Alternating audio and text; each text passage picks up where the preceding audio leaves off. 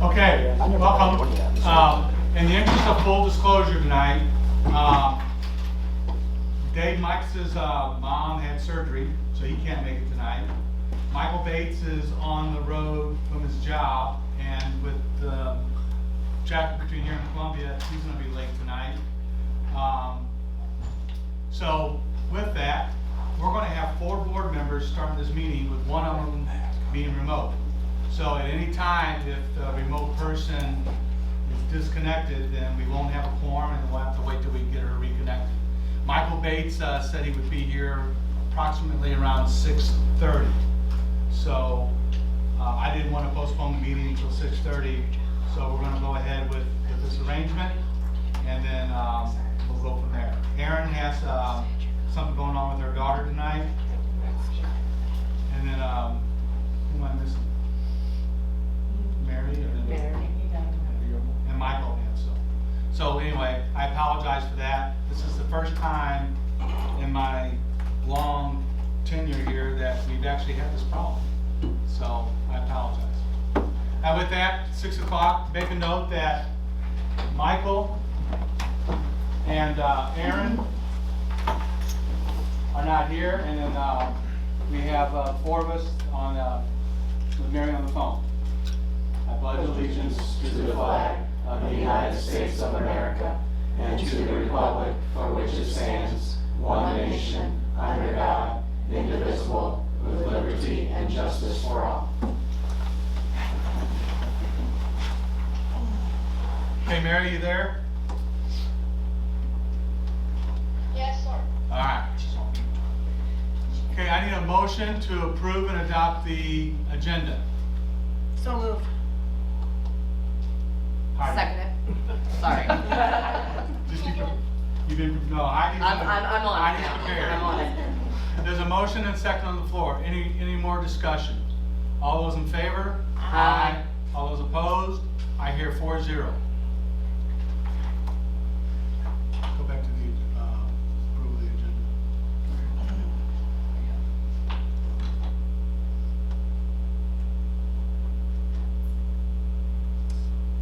Oh, well, yours says something different than mine. That's fine. Never mind. Okay, MSBA board meeting review. Amy?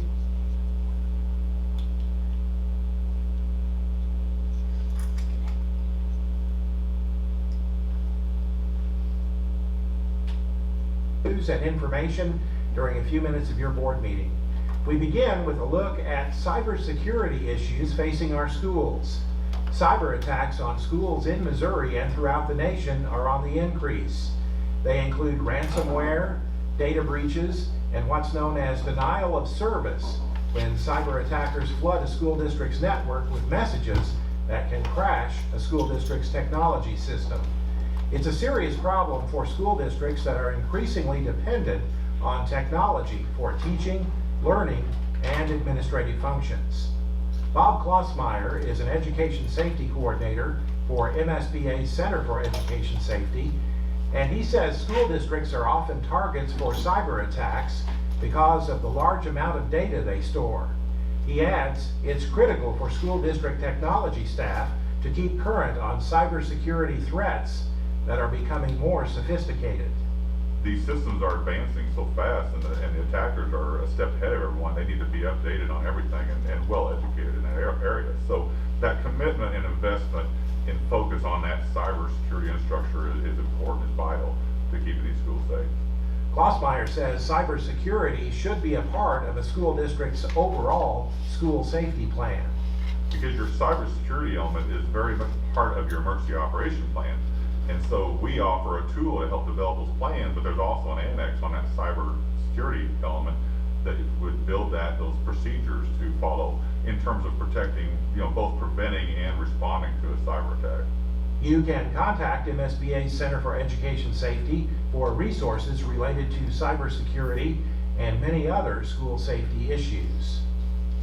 Missouri is home to 2 active duty military bases, Whiteman Air Force Base near Knob Noster and Fort Leonard Wood near Waynesville. Educating the children of the many military families stationed at those bases poses some unique challenges, including frequent moves as well as deployments. First Lady Jill Biden and U.S. Secretary of Education Miguel Cardona visited Whiteman Air Force Base and the Knob Noster School District in April, designated as the month of the military child. Cardona told an audience, including students of military families, they face challenges different from other students, and praised school districts such as Knob Noster for providing them with the support they need to be successful in school. As Americans, we must never allow the sacrifice of our military families to sacrifice the quality of education available to their children. I'm honored to be here with you, recognizing Month of the Military Child. And I'm humbled and inspired by your work day in and day out. A military child can expect to move 6 to 9 times between kindergarten and the end of high school. MSBA's Igniting Great Ideas Summit is set for June 10th through 12th in St. Charles.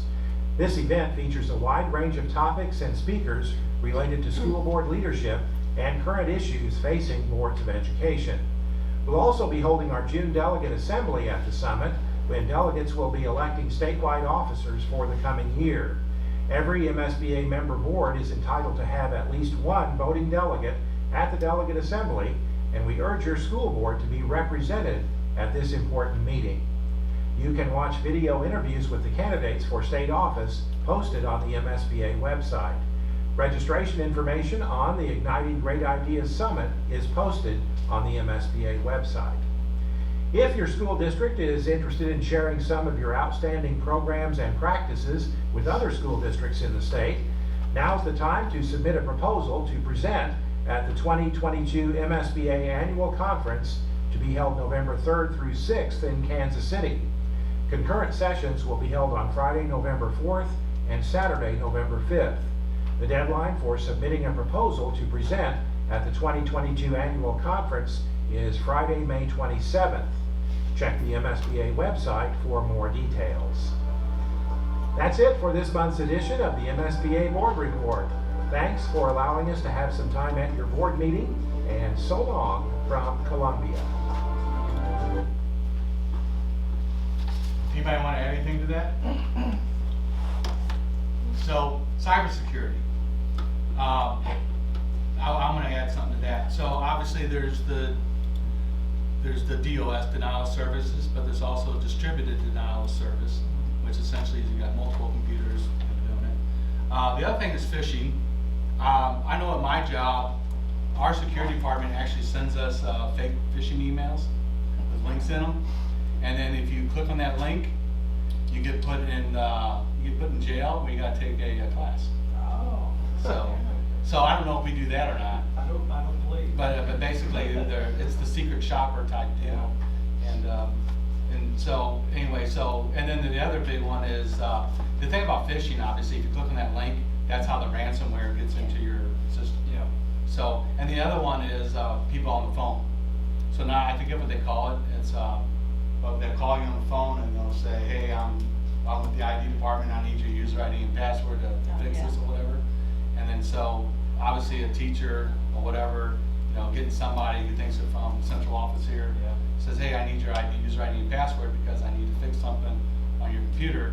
Well, then if they get that user ID and password out, well then obviously then you just gave that individual a key to the kingdom to bring in the ransomware. So I don't know, do we do our annual training, do we have cybersecurity there? Annual training, and we, even to the level of what's a little bit new for us is Jim Sharp.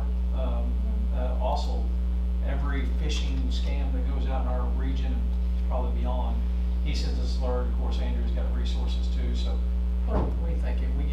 We get some kind of phishing correspondence from one of our sources, typically channeled through Andrea once every 2 weeks. Does that sound about right? So it's on all the time. All right, that's good. So we have protection against it. Protections. Okay. Did anybody send for public comments? No, sir. East presentation, Patrick? Well, Excuse me. Hamlet's Shake it off. I can delegate that to him. Oh, by the way, it was fun reading the other day. Yeah, it was. The kids have enjoyed it. It was interesting. I was sitting outside a So classroom. so how's the hamster? It's good. They're fun. It's still alive, right? Yes, it's still alive. The kids are very excited about it. Who They takes actually it home? Who's finished taking up it the home? chapter. Me and Amy. Amy and I did it. Yeah, it's great. Okay. Love it. I love them. Kind of like the principal in the book. It's not my thing at first. I'm going to present to you tonight about some updates to kindergarten. So, you can flip the page already.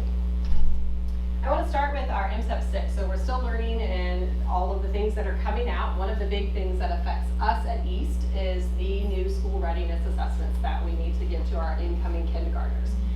We've always given the dial, we've given something to get an idea of where students are at, but they're very specific now in what they're looking for, and it's looking more at the whole child, where the dial was looking at kind of that pre-kindergarten. Can they map shapes and do some basic things? Now they're looking at social-emotional, they're looking at health, skipping, jumping, different things like that, fine motor. So you'll look here, first of all, here is the snip of what we're looking at. That's part of the continuous improvement measure.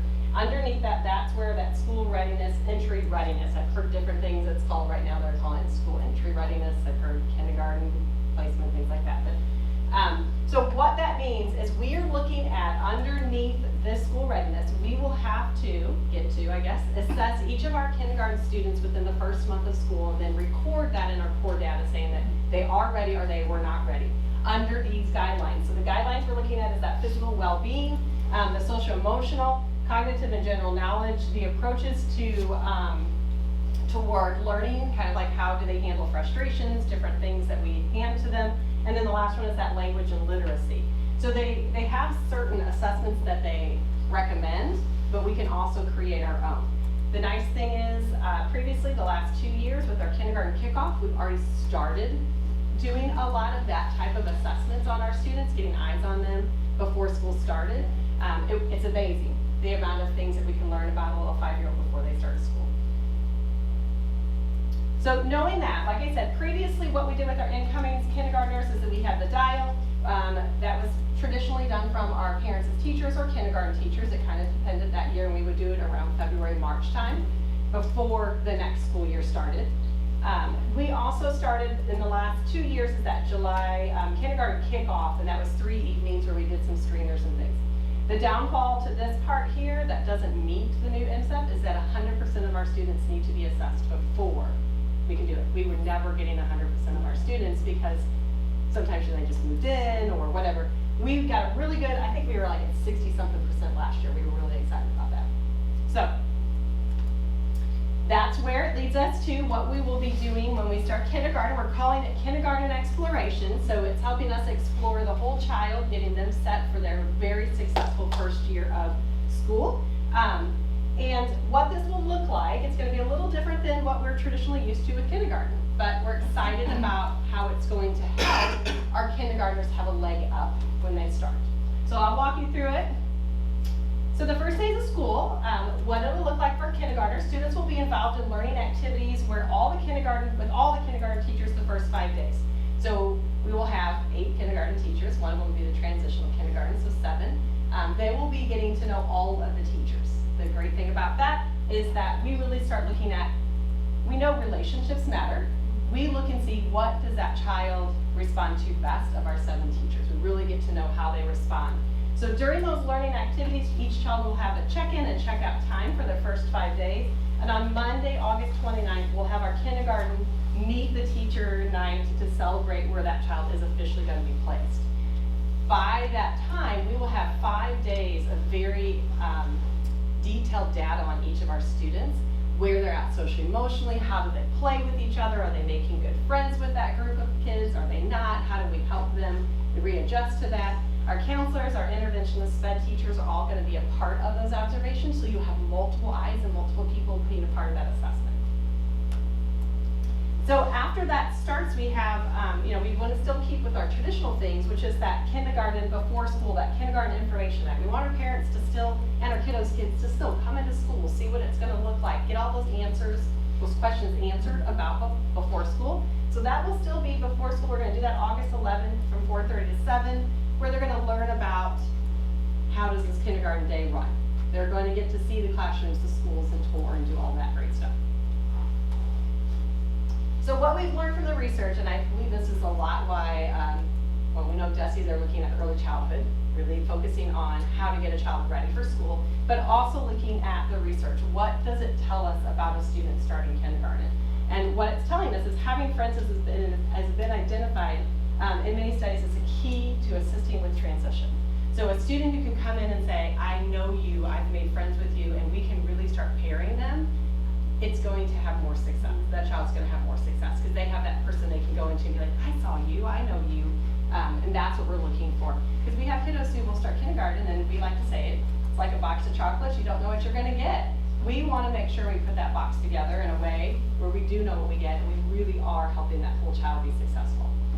It helps bridge the gap from pre-K to elementary schools. Setting helps save that transition.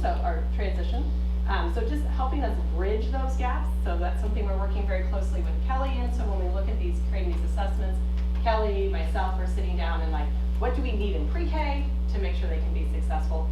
Plus that data will help us see over time, where are the gaps that we're seeing of our incoming kindergartners in our community? How can we address that ahead of time? Despite having preschool, students come in with different views of what school truly is. So our kindergarten teachers actually came over. Surprisingly, in such a small district, you would think they've all seen all of the buildings. Half of our kindergarten teachers have never seen early childhood. So Kelly had a tour set up for them. They came in, they were absolutely surprised the difference between our early childhood and the transition that our students go through. So the kiddos who are in early childhood, it's a 3-to-1 ratio teacher. Is that about right, Kelly?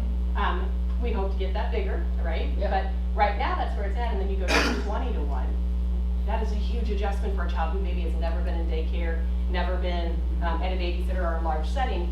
That is a lot of stress that a child has to handle. So this will help us figure out how to help them. And then the research also says that the support of family, teachers, and friends is vital to helping children overcome initial difficulties. By getting us all involved in this, we can tell a parent the first 5 days, hey, we're noticing this, or we're noticing this, you know, let's work on fine motor, let's work on these large motors. Those are just little things that help a child be successful.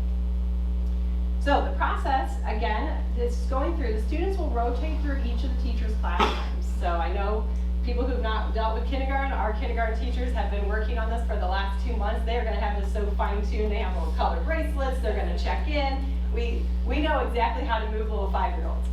Some people look at it as controlled chaos. We know what we're doing. So they will be moving our kiddos each day through a different classroom. We can see how are they learning in that classroom. Is that environment a better environment than it was the day before? And really start tracking to see what's going on. The students will work with different classmates. So there's going to be times we're going to kind of mix them up and see, oh, hey, do we have more friends in this group or do we have more friends in this group? That's really important for us to see. The academic assessments will be given to each student. That's where it's all hands on deck. Our interventionist, our counselor, myself, we're going to go in, and it might be an assessment like we did in kickoff where let's just do our letters, and we're assessing that. And then over here, where it might be just the counselors over here just observing recess. Okay, I see this child is always going to the slide and hiding under the slide. That's a problem. We want to make sure we're helping them make friends, things like that. The other part is that we will use a universal language screener for all students. That's where a lot of our SPED teachers can come in and help us. A lot of times what we find is some of our kiddos coming in, they struggle with either receptive or expressive language. We don't figure that out for quite a while because we haven't had eyes on them. That's huge when you can't express what you need to say, or you're having a hard time receiving the information that someone's telling you. You know, a lot of kids coming in who need that extra support. So friendships will be observed, and then community building activities will be used to help acquaint students with kindergarten students and each other. So taking our PTC events and really starting to bring all of those things together to help the whole child. A team of teachers, like I said before, will work to create the balanced classroom. So on that day 4, we'll come in, we'll stay late, we look at the data, we look at the kids, and we start creating classrooms that are well balanced. So we don't have a classroom that's all with academic concerns or a classroom that's all with social concerns. We can really balance the kids out.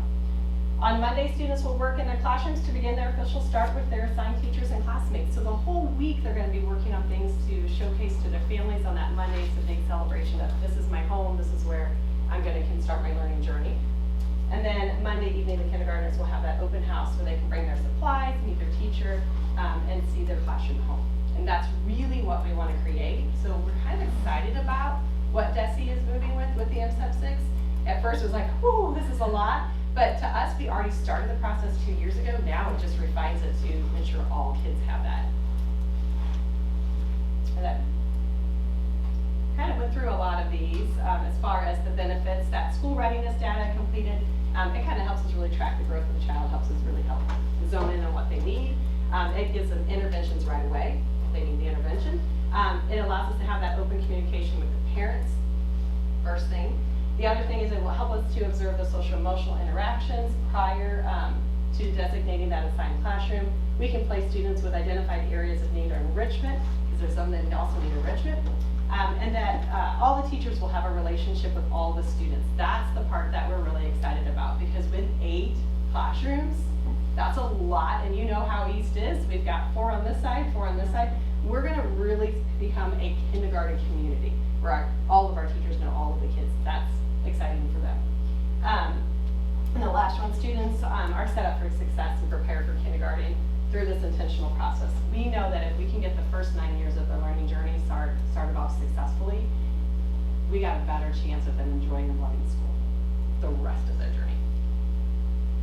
That's it. Questions? Yeah. What about our English language learners? Explain that question. Children who don't speak English. What about their placement? Or How are you gonna place them or assess them? Well, we did the same thing this year. It's challenging, but you'd be surprised. What we have found, especially through our letters study, is that our English language learners that are 5 actually are not as far behind as a lot of our kindergartners coming in.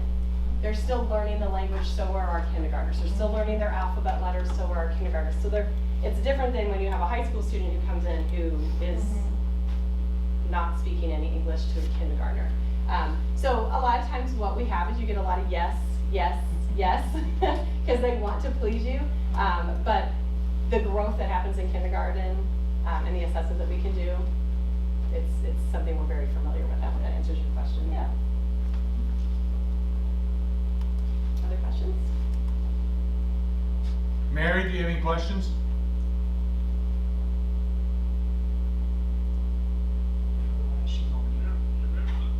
No, I don't have any. Thank you, Ms. Hickman. Yes, thank you. Oh boy. We Mr. have a President? very large group of kiddos coming from early childhood over to, I think it's 40 something, so, Yes, that's you know, exciting. that's a big enough group of kids that if they're in a classroom, they should recognize some of their peers too, so.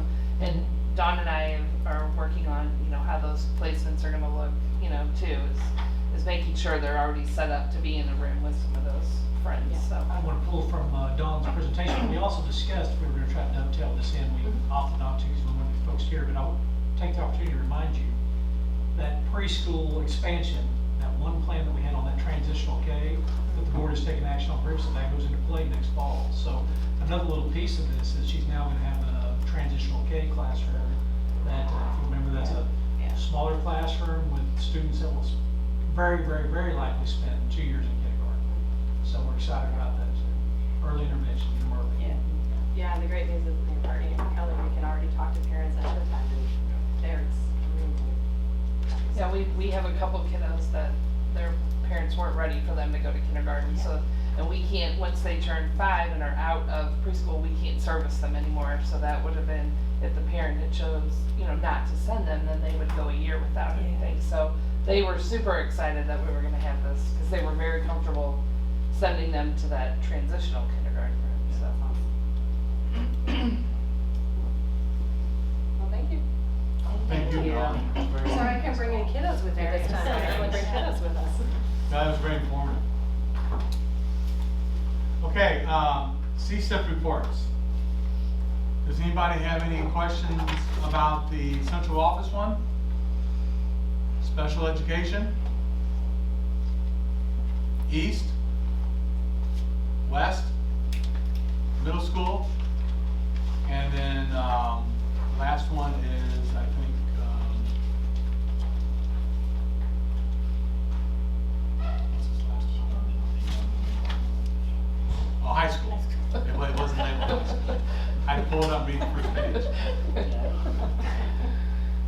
Alright, any questions on those? No, it was really good to see the growth from Yes. on the evaluate scores. Just about everywhere. We just need that to go right into the map test. Yeah. Okay, so I warned you, how's map testing going? Well, I got my, we have 1B in here, Doug, of course, is point on that, but Yeah. from all reports, it went really, really well, connectivity stayed up. I will beat him to the punch, and then he can elaborate. I believe Mr. Ernst said this was maybe the best, the smoothest he had ever experienced that we had this year, so. Super. Mr. Ernst, anything else to? No, I mean, things are going really well. We have 1 day left of testing of large effort testing to do, and that's just finishing up 3rd grade math tomorrow. All the other grade levels on a broad scale are done. We of course have makeups here or there to complete here in the next few days, but for the most part, things are going really, really well. So. Knock on some wood. Other than the lockdown, we did have a brief lockdown. Right, but I mean, that Throw that out, didn't impede it, very smooth. so. So you guys are not seeing any issues or concerns? I want to say there's like 2 kids left that need the makeup test. We got a lot of them made up as testing was still going on when they would come back. So we really knocked a lot of that out. They just haven't really had, any concerns. Yeah, the lockdown was the only kind of, wave in there a little bit. Yeah. Otherwise good. And hearing, good things on effort, and seeing that just in my peeking in some rooms too, how seriously kids and teachers, everybody is taking it, as we kind of renewed normalcy and our focus on it this year too. One other thing, I just want to jump in, if I may, I said this to Mr. Brooks, as we were going into testing season, and just how remarkable our counselors are in the district. And surely, the way that testing has gone would not be that way if our counselors' effort hadn't been what it's been. And so just all of our counselors and their efforts, we can't say thank you enough to all that they've done to organize it and make sure everything goes well. Yeah, I'd piggyback on what Mr. Brooks said for us, and every time I check in with the teachers and stuff, just asking, how is the kids' effort? We don't know what the performance is yet, but the effort, they're saying they're really trying. They're taking notes, using the scrap paper, all their resources and stuff. So, I mean, we're really optimistic. We had pretty good success last year, and hopefully we can keep that up this year. So, Well, I appreciate that. Okay, the next item on the agenda is at risk. Dr. Berger? Yeah, thank you, Mr. Brooks.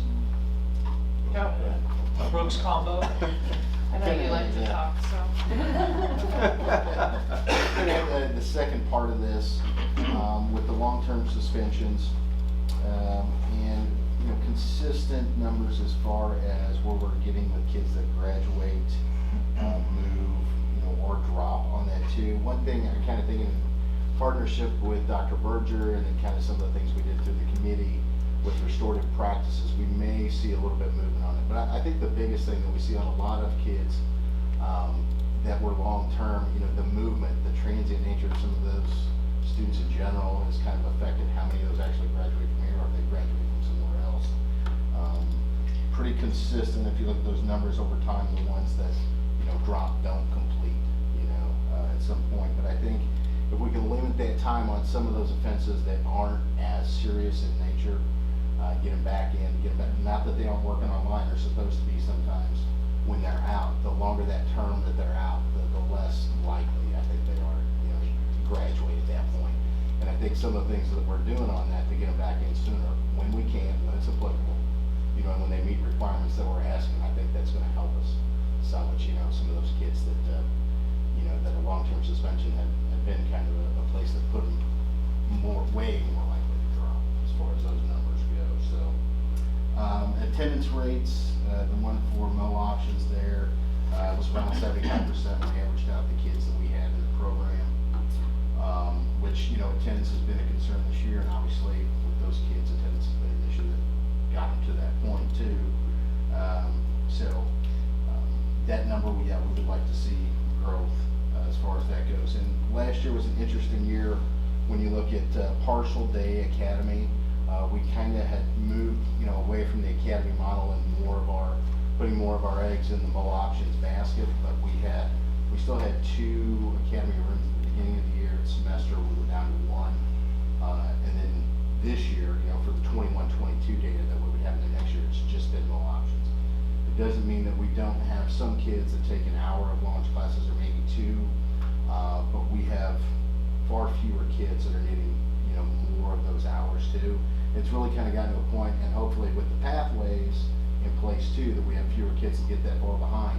It's really, hey, we're able to make it up with a launch hour here or there, or if it's, they're really at risk of not graduating, it becomes the Mo Options path. So you can see there, we had 15 kids in that Park City Academy last year. 13 of them graduated. 1 graduated in the fall of the next year, 1 moved. And then in Mo Options, 21 students. 8 graduated in the spring of 21.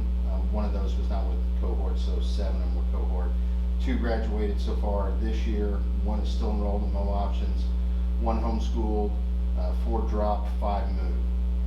So if you look at that, so 2021 graduates, or still in an alternate ed program, that's 22 to 29, is 79%. But if you add the 3 graduates from that group that graduated this year, then you're up to 25 out of 29, so 86%. So you get into a little bit of a 5-year graduation rate, but that really, that's 14% that we weren't able to find a path to graduation for. But I'm not saying, hey, we'd like it to be 100, obviously, but before we had more options, that number would have been half or more of those kids. We just would have gotten to a point where they just would have dropped if we hadn't got that. So I'm pleased, there's still room for growth, like I said, but pleased where that is as where it could be, if we didn't have that in place. Questions on that part? You want to add anything, Kelly? Oh, that's fine. So part of this that talks about special education is just where the special education students who are, and really this is data that I've reported on before, so we've been kind of talking about this report is kind of odd how it mixes the two together, because the special education part really should be, but that's another story. But so I do have some charts on there about how or where the students scored compared to the state, and obviously we know there's growth needed on those, and from talking to all the principals and looking on my CSIP reports, there has been a lot of growth, and so I'm excited to see how those math scores come out. And then the next parts just talk about how we take goal data on our students every quarter, and every 2 weeks they're taking Edulastic, or in monthly taking Evaluate. So there is a lot more assessing of the students to see where they're falling with those grade level standards. So, and I know Pat's seen a lot of growth, in all the buildings we have for the special education students. So that's exciting to see. Do you want to say anything about the changes? I did include some changes that we've made from last year. If you can go to the bottom, Dr. Berger. So for special education, we've added a math UC curriculum for our resource rooms. So before, in the past, it was the math, those teachers were just teaching supplemental things that they could come up with for those students. Now we have an actual curriculum that they're following. So they're assessing those students to see where what level they're actually at, or what skills they need to work on, and then implementing that curriculum in their resource special education classrooms. And we also last year added the SPIRE reading program. We're seeing great growth with the SPIRE, and I'm excited to see how the math towards the end of the year here comes out. And then our co-teachers, we're still training co-teachers. We had a co-teaching training at the beginning of the school year for anyone that was going to be partnered with a special ed teacher and a regular ed teacher. And then they did come back, I would say that was probably early winter, and did some observations in the classroom, and then did some coaching with those teachers. And then we are excited that we're going to be able to purchase a functional curriculum for our functional classrooms that we have in each building. So our students who are significantly below grade level, adding that functional curriculum. So hopefully just introducing those standards to those students in a way that they're able to learn. And I think I touched on the first 4 changes already in what you talked about, so I've hit those. One other thing, if you were wondering, if you look and see, 15 kids in partial day and 21, that's 36 kids. Why is it not 36? You have 6 that moved out of those and 1 that went homeschool route. So that 7 comes off there from 36 to make it 29 that were in the program that we evaluated. Any other questions for Mr. and Mrs. Brooks? How much of the Missouri options is online? Yeah, so they may have a few classes that they have to complete through launch, ones that are requirements that we still want them to get done. But a lot of the stuff they're doing, they have packet work as well. Some of it's online, but they do have packet work to prepare for the high set. That's specific to those tests, the math and the reading, social studies, they have specific, I guess, a packet of materials that go along with that too. Complete units to complete on that too, in preparation.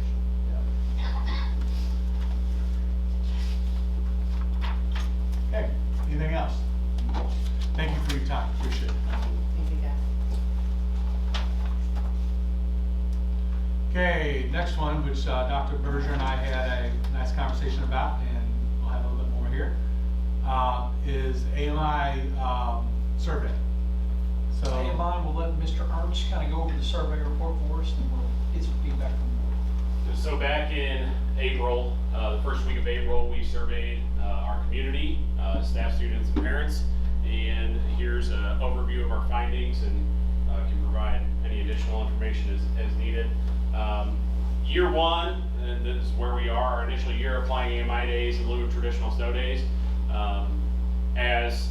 As our plan, what we presented to the state was the secondary schools, middle school and high school use their Chromebooks, and elementary schools sent home blizzard bags. And then the purpose of the survey was to just get feedback and kind of see what we were doing well and where we could grow. But overall, I think it was a pretty positive experience for most folks. As far as the family responses go, we did ask this same question to our families, to our students, and to our staff. And so our family responses from on a scale of 1 to 5, 1 being low, 5 being high, please rate your satisfaction. And so our families, our parents overall really felt pretty good about AMI. Our students were a little less enthusiastic, but still overall largely felt pretty good about it. And then our staff pretty well mirrored how our parents felt, which I thought was pretty interesting. And then overall, this is kind of just a compilation of everybody's response. We asked this one question at the start of the survey before you chose your role of utilizing AMI days over having to make up days later in the summer. 80% of our folks said yes, we want to continue doing this. And the interesting thing was, I think I ran down the hall and probably told Dr. Berger 3 or 4 times as the survey was bringing in responses, that it was 80% off the bat, and it just stayed at that. From 20 responses all the way up to the 430-some responses that we got. So thought that was just an interesting note on that. Just some feedback. We did allow for each group to provide comments, and so we summarized kind of an overview of how each group felt.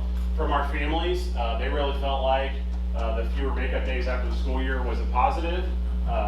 They felt like the level of work at the elementary level was appropriate and rigorous, and then the overall process of submitting work, whether at elementary or secondary, was easy and doable. So they were familiar with what they needed to do, and at the secondary level, that's utilizing Google Classroom and the online resources that kids are familiar with. Some opportunities for growth. Families, particularly those families that had kids both in elementary and secondary, felt like the process was inconsistent in terms of workload, in terms of access to teachers and all of those things. One big thing that was consistent regardless of where the student goes to school, elementary or secondary or both, is no virtual access to the teachers. They really missed those video conferences and things with teachers. and then IEP needs addressed more thoroughly and more AMI days. That was one thing that was consistent throughout, was that everybody wanted more AMI days, and we'll come back to that in a minute. Yes, All sir? right, so this is where Dr. Berger and I had a lengthy conversation on. So let's talk about the virtual access to the teachers first. So, you know, when you and I had our conversation, that was one of the things that we were going to work on. You kind of want to explain how our conversation went on that? Okay, now, it's in the frameworks, and actually, we can wait till I get it, Okay, I've added a document in there, we created out of cabinet, Mr. Smith created for us, but it's kind of connected to the teacher accountability piece, making sure that every class has at least an opportunity for the students to interact directly with the teachers. So that's not been vetted out yet, so kind of our process is, as we get this information back from the survey, we take to cabinet, wrestle with it once or twice, and then in this case, we felt like it was priority enough to make our administrative retreat agenda. So we've got a long list of things that we want to do, and then we start, you know, time. So this will make our administrative retreat agenda, where we'll vet that out a little further. I think it's likely at that level, they may even have to take it back to departments, or, you know, for the, to get feedback from teachers at that level too. So hopefully by the time we're confronted with snow day, you know, next winter, we'll be ready to go and be able to move the ball field in terms of effectiveness of that AMI, which I know is a priority of the board, and I think it's a priority statewide, because I think AMI days are here to stay. All right, and then Kelly, I think, is getting to the frameworks. You know, that last sentence, IEP needs addressed more thoroughly. You know, as we get to that conversation, be thinking about Sure. IEPs, because, you know, that would be another thing where if we're not meeting the IEP of the kid, you know, that's kind of a federal thing, so. Right, well, we have in each student's IEP a plan for AMI, so the teachers, you know, are following what's in that plan that was discussed at the student's IEP meeting. So we're basically modifying IEPs to have an AMI section, is that what I heard you say? Well, every student now has that form in their IEP, yeah, that started 2 years ago, they added that form, and we had to do IEP meetings and add that in. And then as they come due this year, they changed the form, so now it's a new form, but everybody has that in their IEP now, and we spell out exactly how AMI is gonna be addressed for special education services. So it kind of looks, and each student is different on how that looks, you know, where one student maybe they work well with a packet sent home, you know, and many of our students they're not gonna do a packet, so we do face-to-face services or video-to-video services, so, you know, that's just whatever is decided at those IEP meetings is that's what's, but yeah, it's definitely a conversation that has continued to happen. Well, the other issue is, I think, is the broadband, continued broadband challenges that we have. Right. too, so. Yeah. And a lot of our younger students can't sit for 30 minutes or 15 minutes and sit and do a lesson, you know, so we send videos home, you know, there's like I said, there's 300 and something different ways we're doing AMI for special ed students, so, yeah. We're limited on the number of AMI days we can have, though, aren't we? We are, and yeah, he's gonna address some of this, I know, I'm actually kind of cheated ahead there to look to make sure I didn't answer any questions that were coming up, so go ahead. Yeah. From our students, again, they felt like our work was appropriate, they were familiar with the process, a lot of, you know, the effect of COVID really, I think, set us up and probably set a lot of schools up to do this somewhat efficiently, because students were experiencing, at least at the secondary level, a very similar process of what they would experience on a day-to-day basis. And again, not having to make up days at other times, you know, I think that was a positive thing. Feedback, you know, in addition to more access to teachers, students honed in on wanting some more feedback during the AMI days. So that was another thing we kind of have calibrated with that, with the cabinet, and will calibrate with the admin team. And then as far as staff goes, again, everybody, I think the big thing is fewer makeup days. They like the ability to maintain holidays and not eat into breaks. And then the ability to continue to deliver content. You know, just to continue learning, even if the day is less than ideal. some opportunities for growth, and this is from our staff. They sought better preparation in terms of communication with students and families about those processes, as well as what's expected of me. Maybe have that a little more defined and spelled out for me as a teacher. And then staff has a concern about student participation and how that should work. And again, everybody was asking for more AMI days. So our next steps is to better inform all of our stakeholders of the hourly AMI limit of 36 hours, which really caps us at 5 days. And then, as Dr. Berger alluded to, some admin retreat topics, access to staff, student accountability, consistency are all topics that the admin team will hammer out and then work with teachers to ensure we improve our process, and then clearly communicate the revised plan to everybody involved, so families, students, and staff.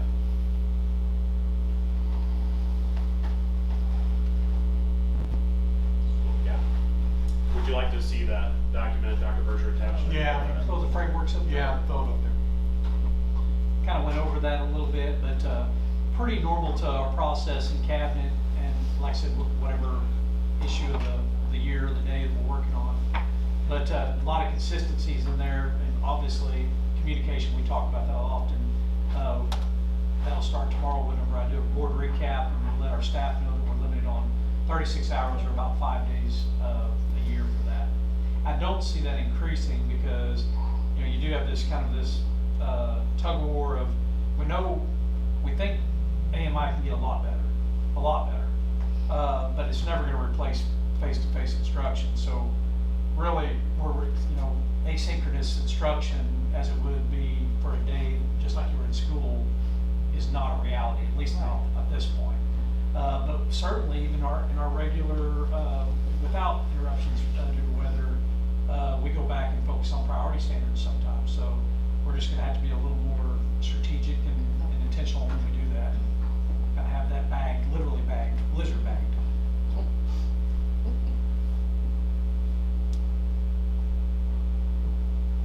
Any other questions? I'm reading it, hold on. Sure.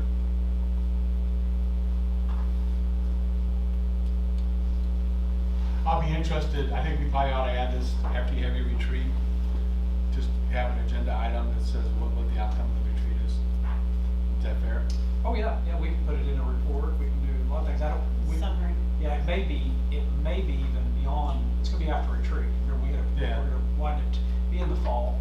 But I can absolutely bring that back around to you guys. Let's do that, if everybody's agreeable, just maybe October, November, sure, before we get the first snowstorm? Yeah. October. Alright. That's fair. Any other questions? Like I said, I'd like to see, now that you're gonna have your conversations, what's gonna be the outcome. Yeah. Alright. So now, just in time, board recognition. You said I'm doing this? I hope so. 'Cause Okay. So, I can help. no, that's good. So, a couple things. Let's talk about Mr. Bates first. First of all, congratulations is in order. So, the Missouri School Board Association has a continuing education program where you can get, your basic certification, and that's the 16 hours that you take. And then you can do advanced, which is basically you take some of the additional continuing education credits, and then also you read a couple books, and then you have to write a paper on those books. I did one of my books I had to read was Good to Great. I asked permission to read that and talk about how organizations or whatever. So, and then you write that, and then it gets reviewed by the Missouri School Board Association, and then based upon their judgment, they either award or don't award the advanced degree. And then Michael took the additional step, then there's a master's associated with it. So right now on our board, Mary has her advanced, Michael now has his advanced, Alice has her advanced, and I have my advanced. Am I missing anything? No. So then Michael took the initial step and got the master's. So the master requires additional continuing education, and there's a broad variety of topics. It's board governance, it's you know, understanding learning and stuff like that, you know, they have them broken up. And then again, you read another couple books, and there's a different list of books and a different focus, and then you write another paper, and then based upon that, it gets critiqued again, and then if you're either approved or denied, and Michael was approved. And then there's another layer and then so for masters, myself, Alice, and now Michael have the master's designation, and then above and beyond that, there's something called distinguished. And I think what happened was so many the board members were getting the masters, they had to come up with something else. That was my BS take on it. It's much harder. Well, that way you get to actually attend additional. Well, you have to actually be part of the MSBA organization. Like I don't think you and I could get it distinguished because Mary, you know, with being our board of directors, she could get the distinguished. Actually, she gets her master, but you and I couldn't. But anyway, so there's that. But on behalf of the Board of Education and the public and everybody else, I wanted to personally congratulate you on your achievements. I appreciate it. Personal goal. So what we have here is plaques. So we have, this is the master one. Appreciate it. Thank you. And then this is the advance. Here, I should have put you taking here. I'll hold this before you No, thank you. I appreciate it. And then, the next time you go to an MSBA conference, you know, do what I don't. Pin those pins. I appreciate it. Thank you. So there's something else that we as a Board of Education also have earned this year, and if you want to pull up the Governance Team Award. So what this award is basically, it recognizes that our Board of Education is participating in continuing education and stuff like that, and this is something we don't apply for. We are identified as a board that earned this. So come on the June 11th or whatever, we will receive this governance award.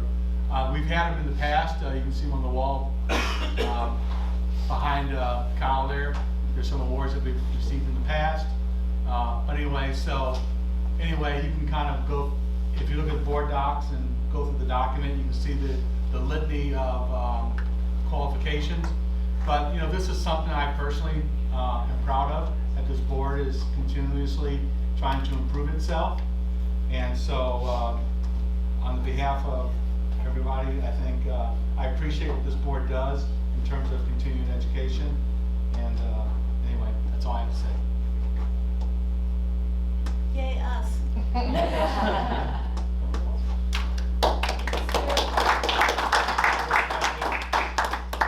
Okay, next item on the agenda is money. Money. We'll turn the agenda to Dr. Blevins, excuse me. And I think Dr. Blevins, I've talked to him on the phone a couple times, is bringing us good news. So we're all a little bit on the edge of our seat on this, but it's going to end okay. Absolutely. Well, as you all know, this has been a very long process. I think we were at a board work session a year or maybe more ago. I don't even know anymore, but as we started talking about this and looking to see how this all turns out, I got the honor of being here tonight. Mr. Kinder is traveling out of state, so when the good news came through today, he wanted to send his regards, and I get to come up and share it. So, speaking of Joe, if you don't know, I'm a retired educator. I've been in this business now for several years, but Joe's been in it for 15. And I used to give him a hard time when we would present together. I said, man, you get so excited about these numbers, and you talk forever. You're putting these people to sleep. And I'm sitting there looking at my notes going, oh my gosh, I'm turning into So I'll try not to do that, but I'll be brief, but I do want to share some good news. First of all, let me say, I know you all are very well aware what's happened in the market the last 60, 90 days. So as a finance banker, I can tell you we sit on the edge of our seat every day. Because of the Missouri Constitution and how boards of education have to call elections, that decision is made in December at the latest, middle of January. So we're here telling you this grand plan that we need to execute to get you the resources that you need, your proceeds to get your high school built. And we have no idea what's going to happen in the market. No indication the market was going to change. We've had a lower interest rate environment for a decade, and then here we go. Good news is, I'm going to share some really good news with you, but I do want you to know that process happened because we planned for that. We do not want to be, I've sat on that side of the dais, and I do not want to tell my constituents that we passed this amount of money and now we can only issue this amount of money. And I can tell you there are some districts in the state, not our clients, that are having to do that because of market movement. But fortunately, we built in that market movement. Your district's in very good shape with their debt service fund balance, with the levy that was transferred to 4 for the lease purchase, and we had a very good day in the market. Now, there is one major celebration that really needs to be focused on. Every time we go out and do an issuance, we go out and get what we call an underlying rating through Standard & Poor's. That underlying rating, this rating agency takes a very deep dive into your school district, policies, processes, procedures, finances. Dr. Berger got to sit on about an hour phone call where they grill him on all of these different processes about the budget, about long-range planning, about cybersecurity, and he did an outstanding job on that, did a phenomenal job. In the 5 years that I've been in this business, I've done over 200 transactions. I think I've only seen one district that's been upgraded. It just doesn't happen very often. But I'm here to tell you that Wright City School District was an A+ district, which is in the top 25% probably in the state of Missouri. You were upgraded to a AA-. And that is a very, very big deal. There's only a handful of school districts in the state of Missouri that carries that AA rating. It's huge in the market for investors. The higher grade that you are as a school district, the more secure those bonds are, the more investors pay up for it, lower yields, lower interest rates for the district. And I don't want to understate that. That just doesn't happen. That's a big deal. Most AA rated school districts are in your metropolitan areas that carry assessed values of $2 billion, right? So that's a great credit to this school district. Like I said, they're looking at your finances, they're looking at your long-range planning, they're taking a deep dive even in your community. They're looking at your average household income. They're looking at your assessed value growth. They're looking at your housing market. They take a deep dive into your community as well. So not only is it a win and a feather in the hat for the school district, for the entire community of your school district. So I commend you on that, and it made a big difference in the market today. When rates were low, that market spread, that credit spread between an A+ and A- wasn't great, but as the market continues to move up and rates go higher, that spread widens, which means lower yields for the district. So congratulations on that to Dr. Berger, to the Administration, Board of Education, the entire community. So with that said, like I mentioned, we had a plan in place, as you all know, to go out. Our goal was to try to get $52 million in proceeds through the lease purchase, in which we had moved levy from Fund 3 to Fund 4 to the general obligation bond issue. We wanted to do that and keep your levy the same. That's what we told the constituents to do, that we would do. And we've had to go through a very long process to do that, but today we were able to execute, and the plan came to fruition. So with that said, with the lease and with the general obligation bond issue, total proceeds minus all costs is $52,372,454. Okay? So we got over $52 million, almost $52.4 million. Now, I'll go into the details, not too much, but I will go into some details of both the lease and the GO. But that gets you over the $52 million that we anticipated.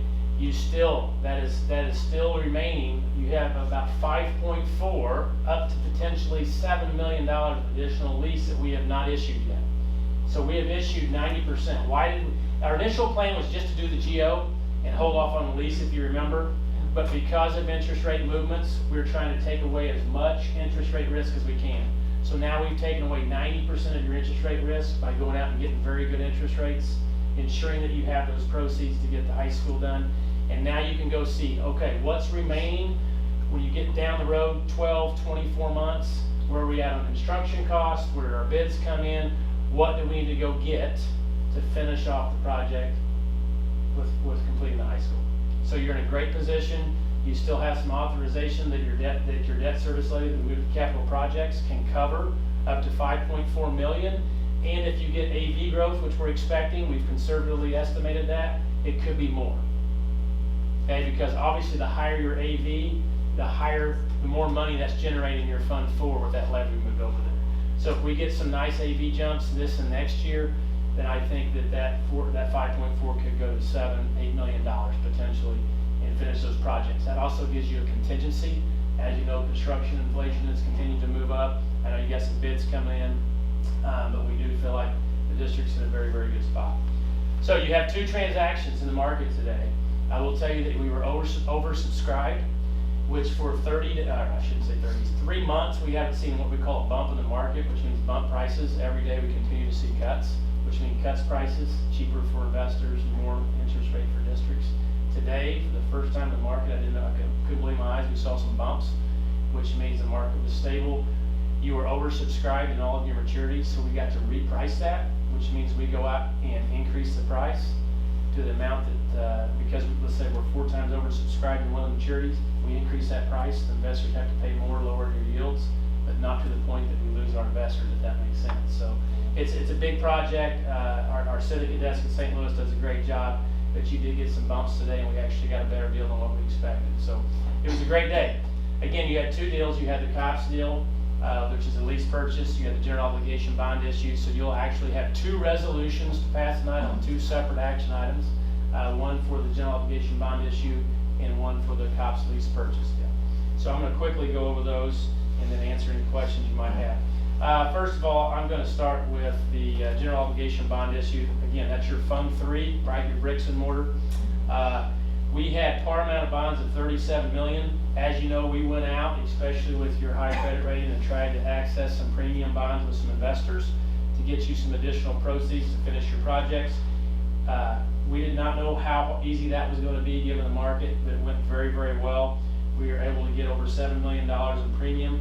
So after your cost of issuance, which you see there on the front page, including your underwriting discount, bond counsel, your insurance premium, your rating fee, your underwriter's counsel, state auditor, and continuing disclosure, and paying agent, deposit in your construction fund after all costs is going to be $43,768,028 and change. So that was great. We were hoping to achieve that, and we were able to do that. On the second page of that general obligation bond issue, you can see we got yields from 2.74 into 26 maturity out to 3.77 in 2042. Now we can put a 9/132 call on that. Okay, so you've got about a 10-year call. Now what that means is in 10 years, the district has the ability, especially by utilizing premium bonds, to come back and refund those bonds. And even if interest rates are in the ballpark, when I say big ballpark, you'll be able to save money because now you have a 10-year deal instead of a 20-year deal. So therefore rates will be lower. We had some higher couponing on the long end to get you the premium. So the district should be able to come back and really save some money on refunding that. On the last page, you can actually see the debt service schedule, which shows you your pricing each and every year on your 3191 payments. And I'll bring attention down to the bottom. Now, we talk about interest rates going up. They're still very low, comparatively speaking. I think back to when I was my first year of college and I got a car loan for 12% and I was jumping out of my seat. I couldn't believe I got it so low. So you can see at the bottom the TIC, the true interest rate. That is what we call the yield of the worst. So I will tell you that means if you're never able to refund them, which you will be able to, you would pay over the 20-year period of 4.17. Now, you can see your bond yield is much lower because of the higher couponing. What the district is much more likely to pay over the maturity of these 20-year bonds is the bond yield. And that bond yield is a 3.59. So, you know, when you're pricing this thing to the call, which we will do with these couponings, you're looking at a very, very good interest rate, one of the better ones that we see. So, very, very good deal on your debt service general obligation bond issue, getting proceeds of over $43,768. Any questions on the GO before I go into the lease purchase? Mary, any questions? No. Great. So again, we talked about 14, 15 million, right? We actually lowered the 15 to 14 at one point because we were able to drive some more premium in your GO, which is great. Anything that we can take out of your bricks and mortar fund is even better, right? We're not taking out of your capital projects fund. You can use that for other capital projects across the district. So that's why we utilize those premium bonds. So we went ahead and issued, you can see the deposit in the construction fund and your lease purchase of $8,604,371. So again, that leaves you about 5.4 roughly to get you the 14 million if you need that, right? If you need that, then we'll go get that down the road once you know more about where you're at in your construction plans, where you're at on your bids. And that number could increase significantly depending on your AV growth over the next 12 to 24 months. So that could increase to 7 million if you need it, and still have that levy that we've dedicated for this lease purchase to cover those costs. Again, there's your cost. So less all your costs, $8,604,371 and change. Again, we went out early with this than what we expected because we wanted to get rid of that interest rate risk for the district. So I'll turn to page 2. Your pricing summary, your yields on that are 232 out to 2047. This is a 25-year lease with a 467 out in year 2047. Now we've got a 4/1/31 call on this, so a 9-year call. What that means is in 9 years, the district has the ability, just like the GO, to come back and refund that and save additional dollars in your lease purchase. Or potentially at that time, if the district is potentially running a bond issue at that time, you can do a lease buyback even. If you're in a position that you're not needing your general obligation bonds to do additional projects, districts also have the flexibility to potentially buy that back or refund that, either one. It just gives some flexibility with that call date. As you can see in the last page, which is the debt service schedule, it gives an annual cost of what that lease purchase is going to be. That thing goes up a little bit each and every year. Reason being is your AV increases. So that levy's driving more revenue to make those payments. We don't want to make the same payments now that you're going to have in 10 years from now, because you're going to be driving more money in your capital project fund with that levy setting there. So we've made those payments match up with those potential increases in your assessed value. Again, down at the bottom you can So see. basically, so what I heard you say, so let's say right now I'm driving $100 to pay with the additional money. So my assessed value goes up. I'm still just going to pay the $100, but I'm going to have a delta there because I'm collecting $105. That's right. So what happens? So what happens to that additional $5? It stays in your capital project fund. So basically, I have $105 now to work with. You do. Now, does that additional $5 have to go toward the school, or does it get freed up to go somewhere else? It's all sitting in your capital project fund to either use for lease payments or additional fund for capital project expenditures. So you transfer money right now from your operating to Fund 4. So if this lease is actually ever generating more money than what you would potentially need in your capital project fund, you could potentially not have to make that transfer from Fund 1. So that essentially I could use that money then for education. That's right. That's right. So, but with that said, as you can see, we've accelerated this payment so that the payment goes from 100 to 105 to 110, if that makes sense. Yeah, it does. We've made sure to try to accelerate those payments on the lease to match up with the growth that you're going to see and the revenue that you're going to see in your capital project fund. And then what rate of assessed valuation did you use to calculate that number? 3%. 3%. So So we've actually seen 6%. yeah, well, because obviously what happens is if you're saying 3% in there, and we go, 3.5% or 4%, then we're better off. And what happens if we fall below? Well, you'll just have to offset that with your capital project money, correct? Okay. Yeah. And we did that very conservative to make sure that we feel comfortable with that levy that we put in there making those payments. And that's why we did such a small AV growth. Okay. And the thing about it is as we look at this and we look at inflation, an area that we're seeing a lot of inflation, assessed value usually follows that, right? Anytime we've seen an inflationary economy. Yeah, but Hancock stops that. It stops you from getting the windfall. That's right. It stops it in your operating, okay? But you're still so it's revenue neutral in your operating, but it's gonna generate more money in your capital project fund because you're not gonna change that levy in your fund forward, okay? So let's say your Hancock, you have to roll that back. Now, the good news is the CPI is high too, Yeah. right? So the Hancock won't be what we've seen the last couple of years with CPI being 2%. I think we're seeing 6% right now, I think the last I looked. So, you know, your assessed value is gonna be relative to the Hancock. But let's say you have to roll back 2 cents, that's because your assessed value was over the CPI, so it's revenue neutral.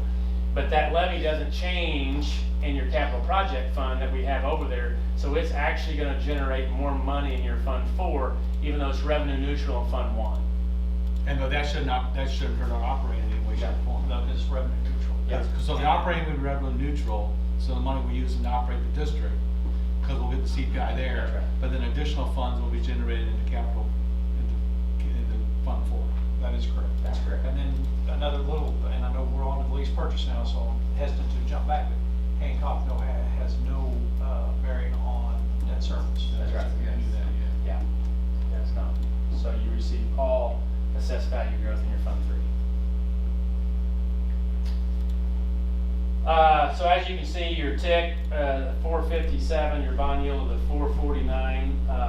The reason rates are a little higher at the lease is because they're an annual appropriation. They don't have an ad valorem tax like your debt service, so they always have a little higher rate. In fact, when you do a lease purchase, you also go to a 1 grade down, so you get the A+ instead of the double A-. Double A- is the GO. So it would have been an A if you would have been bumped up. So it was a great debt.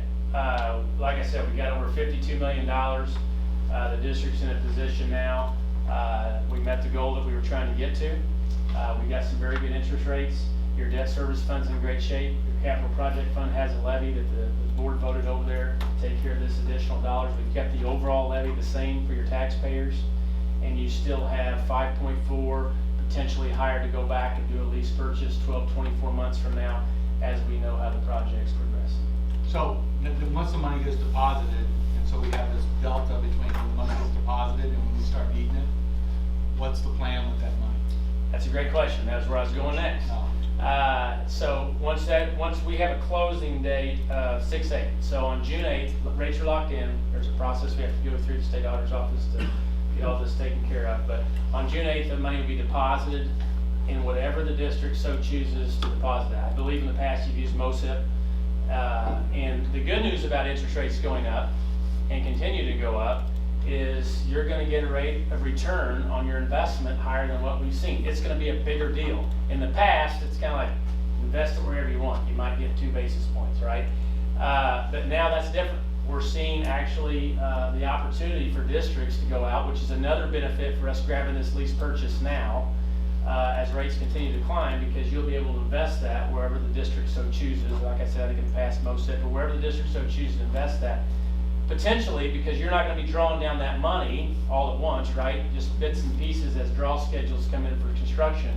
You'll be able to invest that, and you might get $600,000, maybe even up to $1 million of return on your investment to add to your project fund.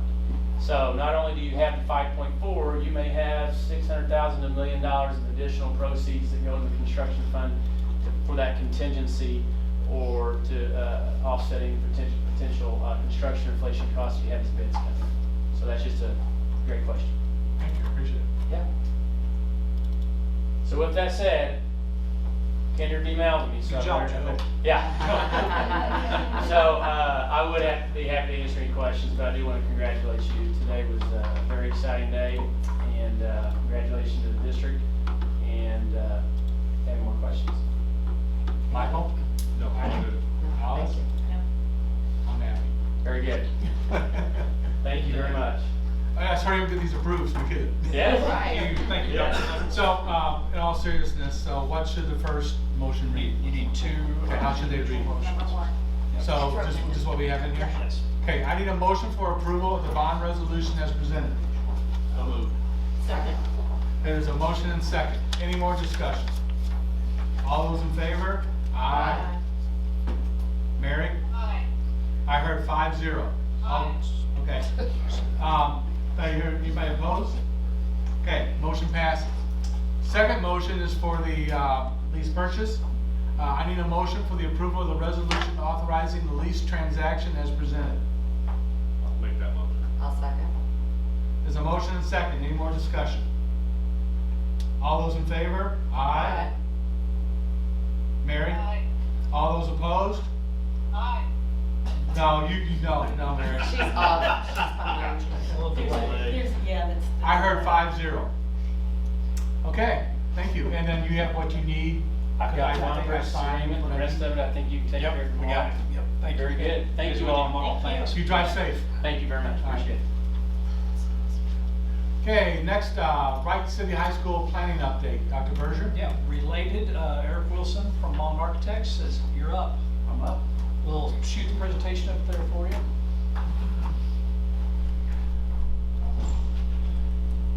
So, yeah, I'm Eric, I know I've met most of you, but aren't usually here. So we've been going deeper into the plans and the drawings, working through estimates. We've done second round of meetings with some of the staff. We're working on more meetings this week. Again, second round with staff trying to get in a little bit more detail of what each of these areas needs to have, and I think we're meeting with Laura also on East. So we're gonna get into that, but I want to talk to you broad picture with some updates we have on the estimates, base bid, but also the alternates. So, one of the items Art wanted me to bring up was he had a little bit of a thing to correct. The gray area is Wright City, the red is not Wright City. This is the annexation conversation. Benefits, I think you guys have talked through it, but benefits of electric, water, that stuff doesn't really change much, but the road that we're gonna put on the site will be an issue that's better maintained if it's within the city. Any questions on this or anything I missed there? Good.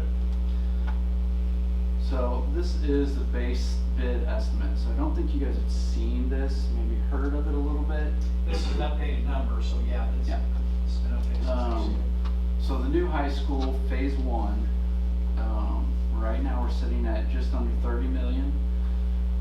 This has got all of the basic, general needs for the school, but larger scope for more kids than what you're potentially have in the next few years. New site work. This includes the road. 3.3 million. The road is chip and seal with a bridge over the creek. This would be the lesser of the two roads, is contained in this number, yeah, so remember, I think, is it 750, is that the ballpark? We have 750 in that number. We have 750 out of that number that we're hoping to grab elsewhere. And maybe just pause there in that, we're obviously, it's no secret, we're gonna, we're looking for a cost share from the city. But some of the things that Brent was talking about there earlier, we can't get a lot of, too much scope creep. But certainly that is something that we can consider, although it would never be a full access road if it's not shared with the city. But could we improve that road potentially on our own after bids come in and after we know where we're at? Absolutely. But that's just part of everything will continue to be in flux until we go to bid. East Elementary, 4 classrooms. I wanted to reiterate that it is a storm shelter, so it has restrooms within it, it has mechanical within it. It's supposed to be self-sufficient, so to speak, for several hours during a storm event. So that number is running in at just 1.6 for those 4 classrooms. We are looking at designing it so that there's an easy way to expand that for another 4 classrooms that aren't storm. So these 4 classrooms would contain enough space for 4 more classrooms included with the rest of the building for that occupancy, if that makes sense. So if you said, oh, we need more classrooms in 5 years, you could build 4 more without making them a storm shelter, just standard construction. Renovating existing high school. So this is, we're tearing down about half the building, the gym, the front part of the building,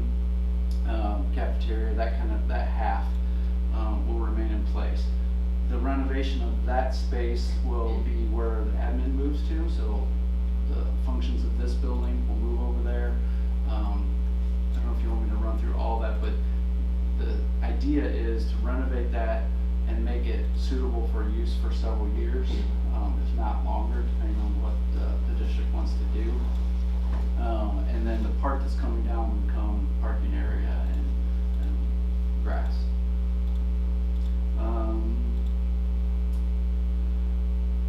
So the ECC2, that's this building being renovated to a second early child care center. That will be in the future. We do not have drawings on that at this level, so we're really just basing it on a square footage cost.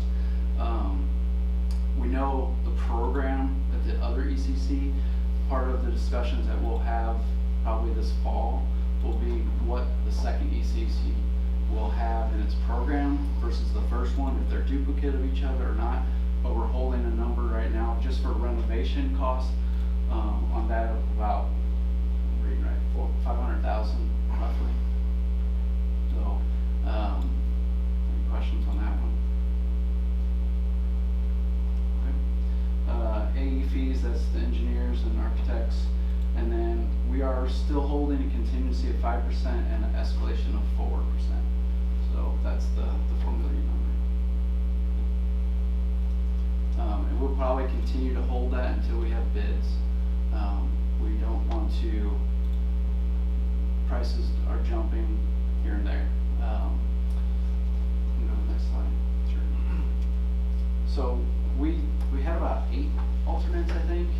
At one point we've compressed them to save a little bit of money here and there, and also just make the pieces a little bit bigger and more understandable. So football stadium completion, so that's the track, the bleachers, the press box, storage area for all the equipment.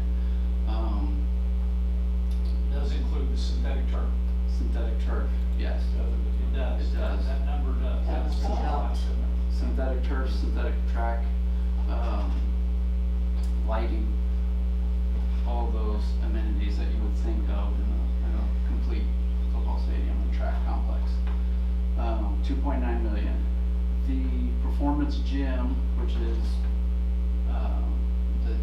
the large gym for all of your volleyball, basketball needs, 7.3 million. Baseball and softball fields. This is across the creek on the east side, what we're calling the east side of the site from the creek. It's a separate baseball and softball field, lights, pavement, press box, restrooms, concession stand, storage area. We've talked through with IT, it's going to have a IT hub over there because of the distance. So there's a lot going into those fields over there. Just under $1,980,000. Cafetorium. So I've got a question. So Sure. obviously with that going across the creek, will there be an additional pedestrian walkway there, or then are we just going to use the one main bridge? I think right now we're showing just the main bridge, but we have talked about a pedestrian crossway. It really depends on how, we still need to get some surveying done on the east side, where the elevations are and how long that pedestrian bridge would have to be versus using the bridge on the road. Anything else on that? No, thank you. Cafetorium is basically outfitting the cafeteria with lighting, sound systems, and the technology for doing performances. So small theater performances, seating about 500, which is from discussion we've had with a few people, and we have more this week with performance and theater, is not quite as many as they'd like of a full auditorium, but it would handle up to 500 fairly easily. So to get those technologies and those items in there, we've got a number about 640,000.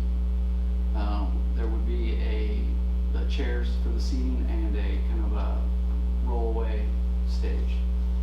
So he and I talked about this earlier. You know, we talked about the Warrenton High School, and I'm assuming we have the same type of seating when they have the in there and all that, and 'cause I think it's even up on I don't think this is theater seating. I'm not sure theirs is either. I thought theirs was. And I'm not sure ours is. Ours is not, because it's a cafeteria for, 95% of its. Okay, so basically it's gonna be flat and then the stage will be just raised. We'll bring in it'll roll in from storage. Yep. Okay, and then you'll put the sound barriers around with to make them acoustic. Yeah, we'll have to completely treat the walls and the, up in the ceiling, along with adding the lights and the sound system to make it a production area. Okay. So the consolidated alternates, associated engineering fees, and then the escalation contingency. Is that the same 4 and 5%? It is. So the next slide is all of the alternates shown here, plus the performance auditorium. So football stadium, performance gym, those are the same. Cafeteria, and the performance art are not, you're not gonna get both, it's one or the other. So I left the number in there and they add up together, but that 640 would go away if you do the performance art. But the cafeteria, theater is that number. So I left it in there just so you could see it, but you wouldn't do both. I wouldn't see why you wouldn't have a need for that. So, would we have some time to decide, which one of those we want, 4 or 5? I mean, it's not a decision that would have to be made. It doesn't have to be made today. Yeah. That's tomorrow. I noticed that. That's perfect, that's a great segue, because I was gonna try to jump in here with Eric. So really, the board is tracking on this, because I've talked to a couple board members and also board, update memorandum. But what we're looking at is either this is slide 5 or slide 4 as a potential, decision point. And so, because as I explained, we at that time, now we've got a little more money than that potentially now with what we heard from, with Brent. But at the time, where I clarified this, and we've known this since the beginning of the project, it came up whenever I would be out, engaging with the community. They said, you've got more wants than you've got money. Yeah, we've got some tough decisions. We've got $18 million at that point, early on wants, and $15 million of revenue. The wants have now grown to something just less than 22 million because this cafeteria number is in there. But that number's even grown. So as an option, that has to be made sooner than later, but, and I think, board president will pick that conversation up in just a minute when we set our special board meeting for the budget workshop. You could, and we've gotten good feedback, and a little bit of the feedback that we've gotten now, so far. The athletic complex, the completed football stadium takes a sacrifice because that would not have concessions. Those would be, and Eric will go over that in a little more detail in an upcoming slide.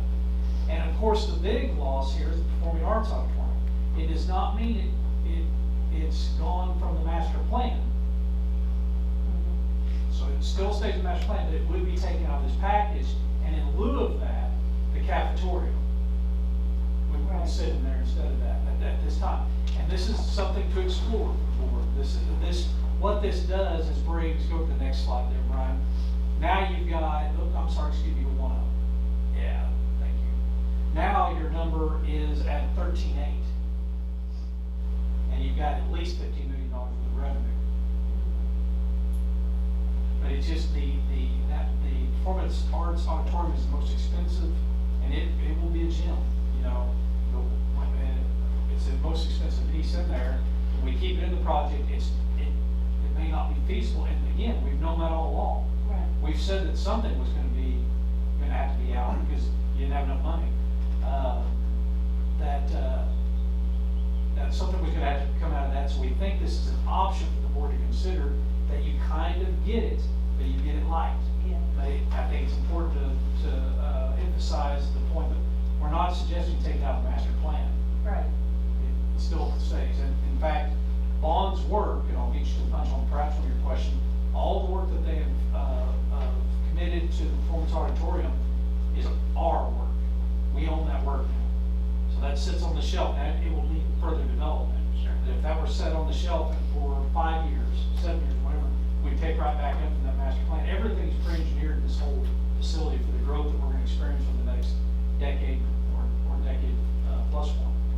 Just to add to that, you know, when you're doing alternates, because we don't know where the prices will come in, designing for us, and spending the design money to design the auditorium versus the performance gym, because they're in that same price range. The performance gym, if it didn't happen, but you did it in 2 years, the design changes are gonna be that much of difference as a gym. But the auditorium, things can change drastically in 2 years. You're redesigning a ton of stuff on the technology part. I don't really recommend going through that. If the numbers shake out, you guys want to do it that way, that's fine. But I think as an alternate, the auditorium is a hard one to push. It just, in my mind, is not a great expenditure for an alternate.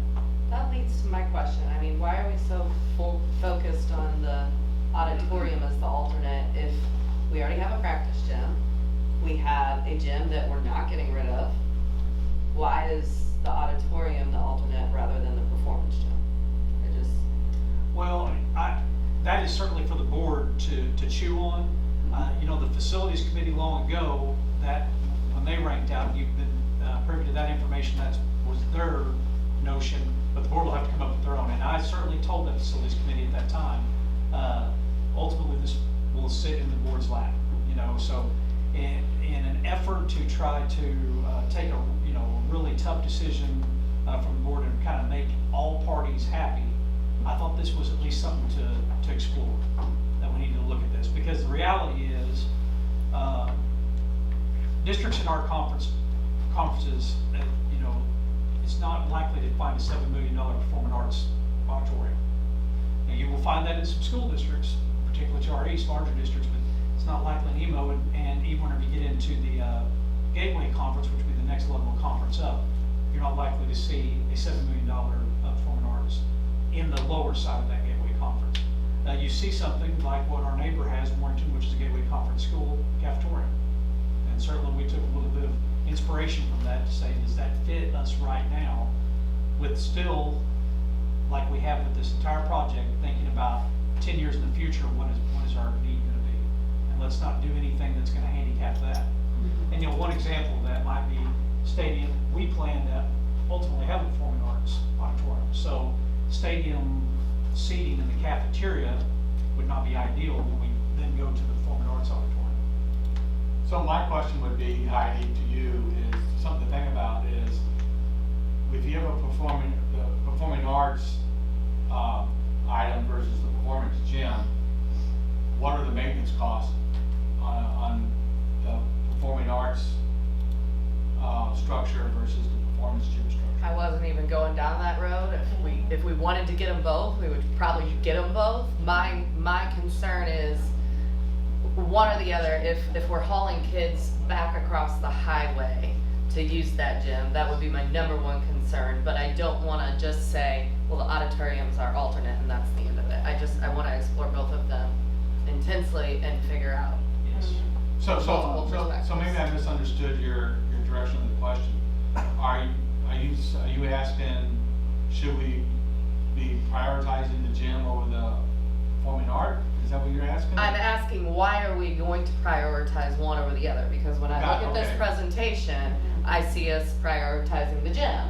And I don't think that decision has been remotely made yet. It hasn't.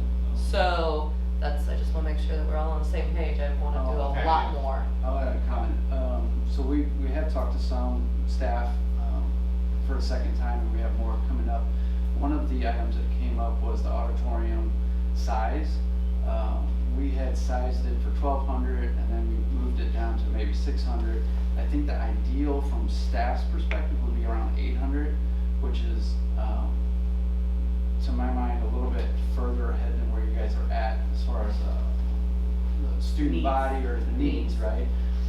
So it's one of those things, like, I don't know if it's worth waiting for it, so, you know, cause that program's gonna grow, it definitely will. We've seen it in other districts, the athletics they're consistent. But the theater programs definitely grow, so, you know, if it's a few years down the line, maybe they get what they want, which is 800 seat auditorium with, you know, the bells and whistles that they really want to show off for a good production. There's a lot of things that go into the auditorium, There's a lot, so yeah. definitely Yeah. have your guys' discussions, cause it's a big deal. I don't know that you have this in the slides now, so you may not be able to answer the question, but I'm wondering about the practice areas for performing arts. Band room, choir room, storage room, and those kinds of things. Yeah, so we have all those in, I don't know if it's on one of these slides. I don't know, I think we've seen it before. Yeah, next to the Very practice first gym, one there. Yeah, that will help you a little there. this is performing arts area, and we just expanded the band area by about 1,200 square feet, based on the conversations with the band staff, and those faculty members. That we didn't expand the building, but we shifted things around to make it work, because they want to be able to fit. You've been in the existing one, it's a big room. We think this room is now comparable to that room, plus we have storage that's not within the room like they have now, so it should be a lot more efficient. So there should be plenty of room for growth and what they can currently need. Will that room double, for the choir, or will the choirs have their own practice area? I think we have a separate area for choir. I know we had a question from. Yeah, I think it's separate, and I'd have to ask Karina. Heidi, I'll go back to make one, I want to clarify something, and I think we are just using different words. Yes. But if you go back to slide 5, please. So this play to explore, and like you, I think you, whatever you said there earlier is perfect. I mean, to really hammer this out or vet it out, you know, we want to make sure we're all board members are on the same page of this. So there probably is a little bit of tea leaves in terms of which one would be left out of the project.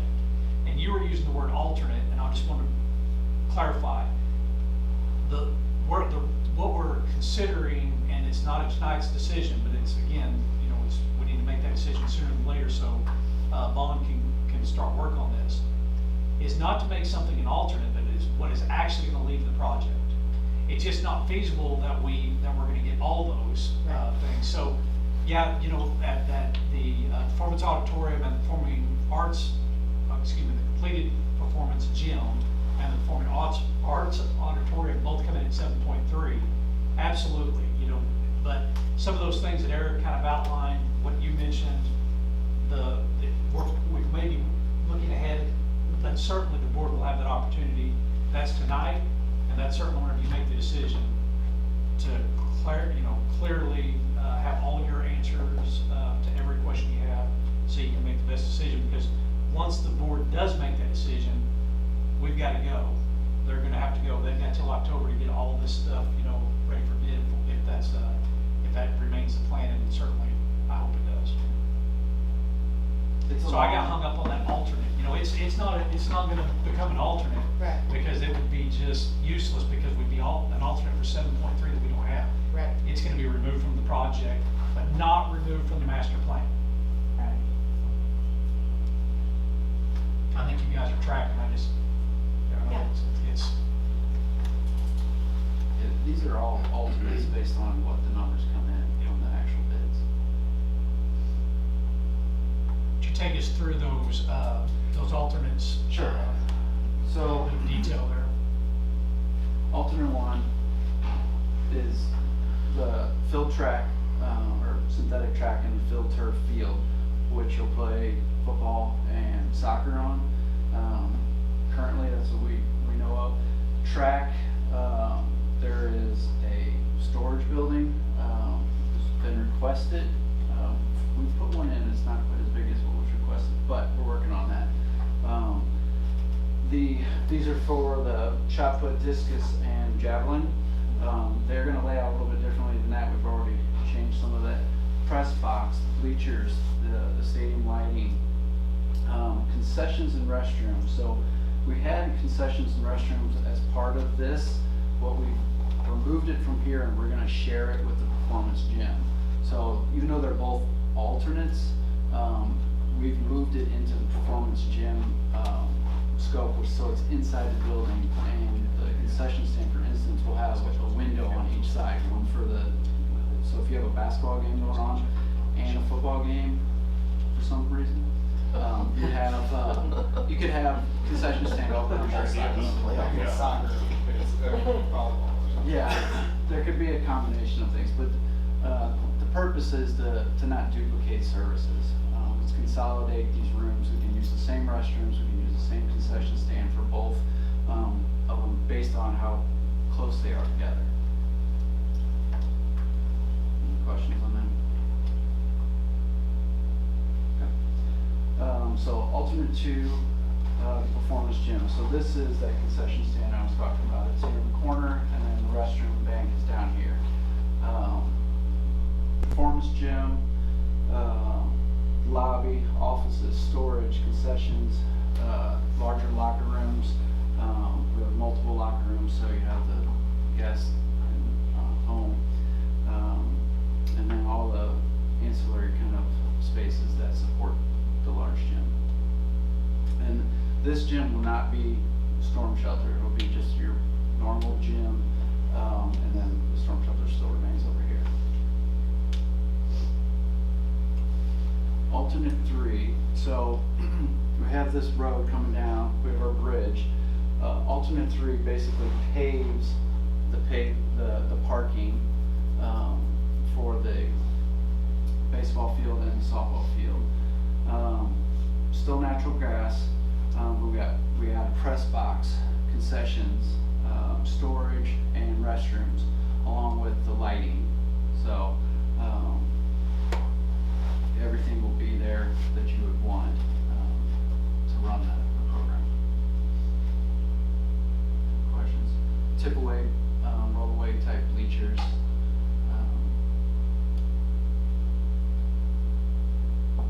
Questions? So alternate 4, this is the cafeteria being adapted to do theater productions. So storage for a movable, portable stage, and all these chairs, we're going to use the storage that's in the performance gym area.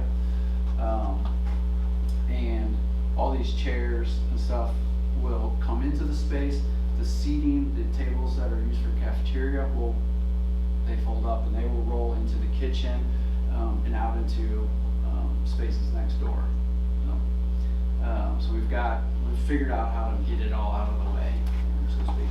So to get 500 seats, the acoustical treatments, we have to do some shading on all the windows. There's a lot of glass currently planned for the cafeteria, so we've got to block out all that light, and then the AV equipment, so your sound system and those things. And that would be the layout. So if the performance gym's here, the stadium's over there, just for perspective of where you're going. Okay? I think that's all I got. That's it. Any other questions?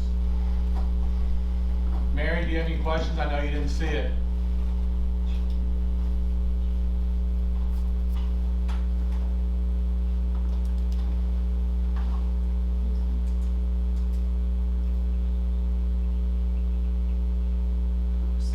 She might not be on there anymore. She's on. Mary, did you have any questions? No, I don't have any questions. Thank you.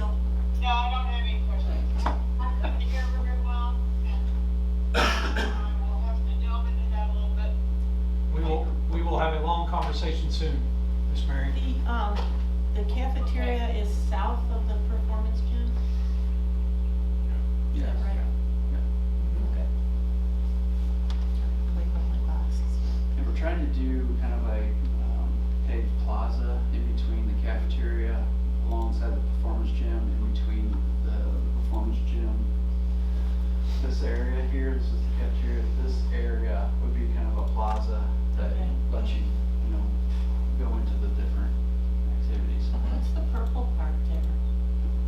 This is the auditorium.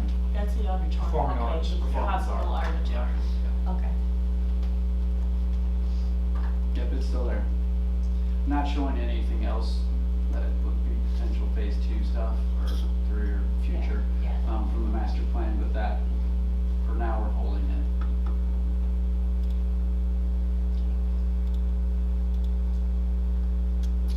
Okay, Dr. Bergeron, want anything else to that?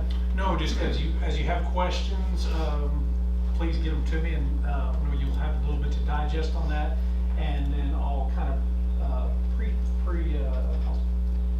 tip the Yeah, board off that you would like to have, the bond architects would like to have a decision, maybe at this special board meeting that we do as a budget workshop.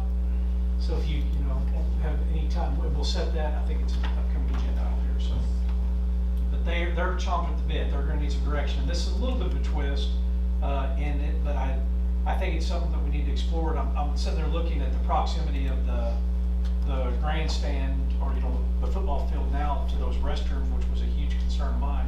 What do we have that down to? Is it like 70 yards, 60 yards, something like that? Probably about 50. 50 yards.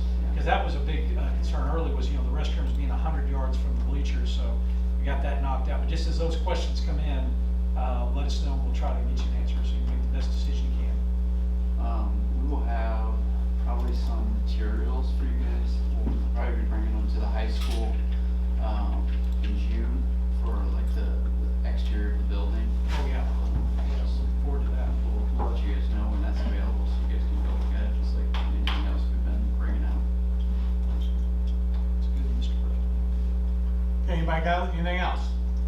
Going once, twice?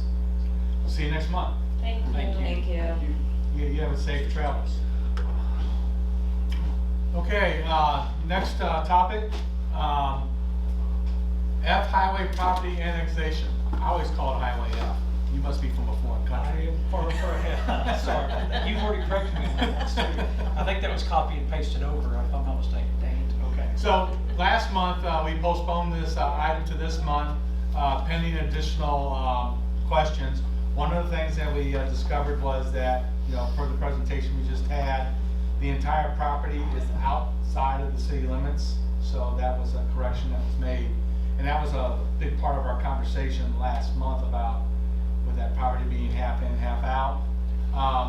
Dr. Berger has done some additional research, which he'll go through here real quick. And then I think everybody's questions have pretty much been answered. But we'll go one final round and then we'll make a vote. So, Yeah, to sum it, there were a lot of things to run down. We ran down a lot and had a lengthy memo out to the board on those items. But to sum it, there was just no benefits of staying in the county versus being in the city, and there were benefits of being in the city. And I think to sum those, there's been a lot of focus on the water services, but really having the proximity of the Wright City Police Department, that was paramount.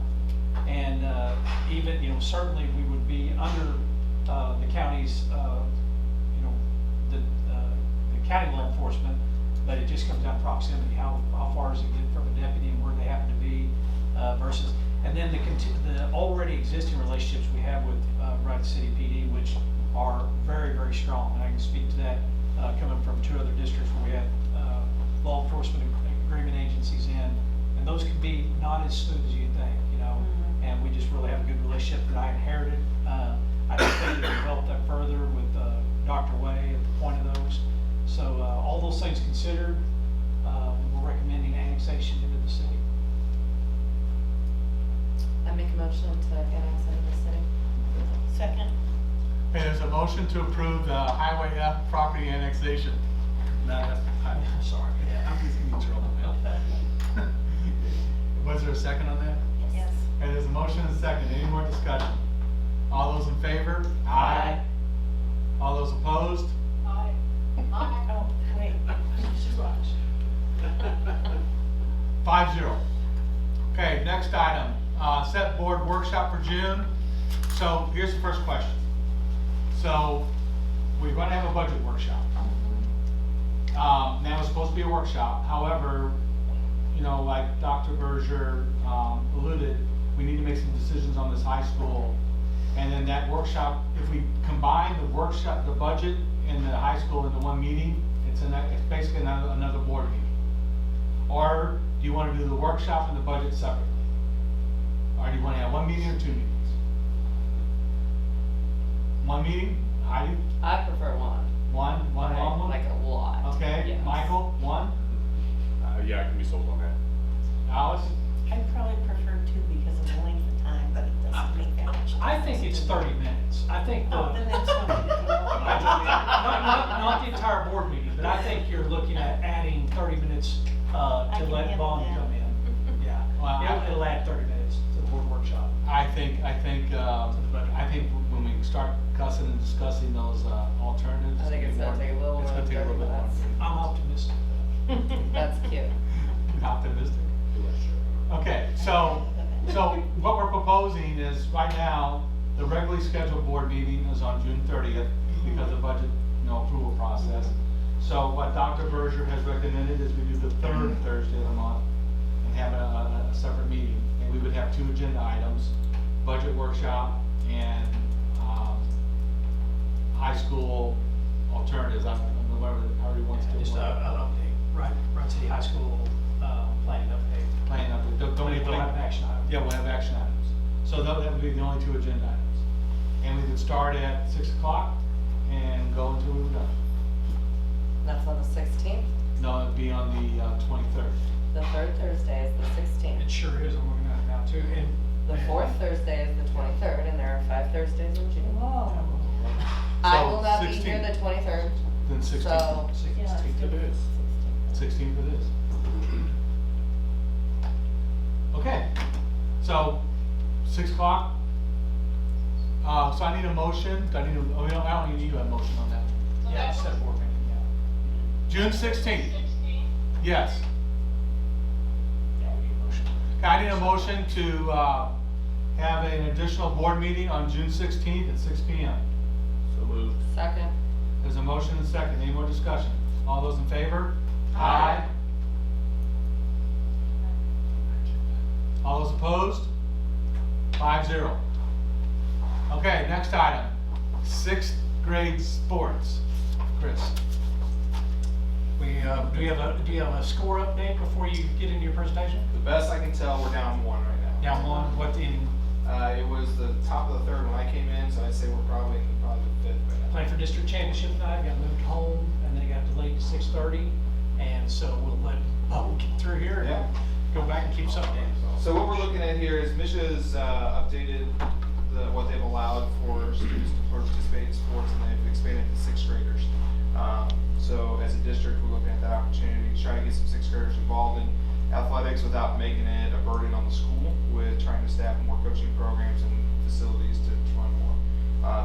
My proposal would be that we would expand and allow 6th graders to join in cross country and in track. Those two, the cross country program could use the numbers, they could use more kids out. It would give a good starting point to kind of train 6th graders in what sport looks like in school, as well as their parents. We run into problems often with parents not comprehending that high school, middle school sports are 5 days a week, that they have competitions and those expectations, so it'd be kind of a good training ground. Then the middle school track is a position where if you have a 6th grader that can excel, obviously the fastest kid goes, the kid that jumps the highest goes. It's pretty cut and dry. We currently run about 45 kids in middle school track, so by no means do we need them to participate, but I think it's a good avenue for them to get in. Middle school track coaches, they're not hard to get. You can get a coach from another sport that knows how to train kids that could step in and fill in a track position. So my proposal right now would be that we add it in those 2 areas, and then we're also looking to add it in all the other sports if it's needed. And by what if it's needed, basically, if we've got a program, basketball for example, boys basketball, we always make cuts in boys basketball for 7th and 8th grade. So obviously we don't need 6th graders to help fill those rosters. Middle school softball, on the other hand, last year we had 3 girls show up the first day. So if we had middle school or 6th graders that were participating in that, then maybe we don't have that same problem when we're running short on players. So what I've done is I've reached out to our existing sixth graders and seventh graders, which will be our seventh and eighth grade for next year. Just give them a short survey to see how many kids are planning on coming out next fall for softball, football, cross country, volleyball, and all the different sports that we currently offer. Right now, the only sport that is still trending where we possibly are going to need sixth graders to help fill the roster would be middle school softball. Volleyball is sitting around 20 plus kids. Football, they've actually been doing a clinic this last week, and he's been running about 25 to 30 kids at that. For the season, we usually run about 40. So ideally, at some point down the road, I think we'll get to the point where we're going to have sixth grade teams. We're going to have just 3 teams in the middle school, 3 teams in the high school is where we'd really like to get to, but we don't have the facilities and we don't have the coaches to do that at this time. So I think that starting with the cross country track and then the as needed aspect is the way to go. So with this proposal, no new coaches are needed? At this time, no, but possibly. If we were to start with cross country only, right now I've got 7 kids that have identified that they're coming out for cross country out of those 2 grades. So even if we add 20 kids to that, 27 kids is manageable by 1 person. If we add it in track, we're at 45. The last couple of years, we've actually added a 3rd coach because we hit 60 a couple times. So it may be one that we may be looking to add another stipend. Currently, our middle school stipends are 6% of the base pay, which comes out to be about $2,500, $2,800, somewhere in there. So we potentially are looking for a coach in those, but they're not areas that are struggles to find coaches. They are. So that was my question, because obviously we have trouble filling coaches, some coaching positions, and these additional coaching positions wouldn't be something we couldn't fill. Right. So we're not looking to add basketball positions basketball programs because, for one, these 6th graders are going to have to participate against at the minimum 7th grade teams because not very many of the other schools around us are doing this. They're not taking advantage of this because they've got communal programs that are going. For example, Clopton, when I talked to him, he said, well, no, we're actually going to become an affiliated school next year because our kids play so much out of season away from Misha that we want to kind of break away from them so our kids can play more. We don't have that opportunity here. So at some point, we'll get to the point where other schools are offering 6th grade basketball. At that time, we'll look to add 6th grade basketball. But it doesn't make any sense to send our 6th graders to play other 7th grade teams that our 7th grade teams aren't beating very often. Any other questions? Motion to approve 6th grade student participation in sports as proposed. So moved. Second. Any more discussion? All those in favor? Aye. Opposed? I heard 5-0. Mary? Let's go 4-0 on that. Thank you. Austin, Go to that game. Okay. I knew she won. Follow us on All Twitter. right, 5-0. Okay, board of, We got you, Mary. I'm good. You bet, we got you. okay, so board self-evaluation. I'm gonna be dropped off now. All right, bye-bye. Okay, bye.